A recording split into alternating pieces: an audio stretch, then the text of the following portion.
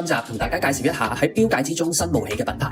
Ubo 喺法文之中有圓槍嘅意思，靈感源於船上面嘅圓槍。喺錶圈鎖上螺絲係 Ubo 腕錶一大嘅特色。Ubo 創始於1980年。面對腕錶界各大百年老店嚟講 ，Ubo 只屬於後起之秀。不過佢嘅冒起速度就相當驚人。Ubo 將瑞士傳統嘅製錶技術同革新創造理念結合，大玩 fusion 風，利用貴價金屬例如純金、白金、鉑金等等，甚至係鑽石或者稀有嘅寶石，配合陶瓷、碳纖維、鈦金屬等等嘅材料，將風格各異嘅質料互相碰撞，產生奇特嘅火花，爆發出 Ubo 獨特嘅風格美學。而 Ubo 一向勇於創新，喜歡跨界嘅合作，曾經同唔同領域嘅品牌或者係著名設計師、藝術家合作，開發出獨一無二嘅錶款，例如日本嘅著名藝術家村上隆、飛升國際嘅時裝設計師山本耀司等等。呢一種 fusion 嘅風格，歷年嚟炮製出多款令人出奇嘅款式。而自從 Ubo 被世界頂尖奢侈品牌 LV 納入旗下之後，呢一個新興嘅腕錶品牌受到 LV 加持，設計風格就越嚟越大膽創新。大家依家見到嘅呢一隻錶，屬於 Ubo 嘅 King Power 系列，錶面設計沿用咗典型嘅 Ubo 圓槍風格，錶殼運用咗鈦金屬以及陶瓷物料打造，玫瑰金嘅色調配合經典嘅黑色，碰撞出一種既高雅又前衛嘅感覺。48mm 嘅錶面直徑配上粗獷嘅時針設計，顯露出一種獨特嘅男性品味。通透而複雜嘅錶面設計帶嚟工業風嘅美感，而錶嘅背面更加以透底嘅底盤展現出 Ubo 做錶工匠精巧嘅工藝。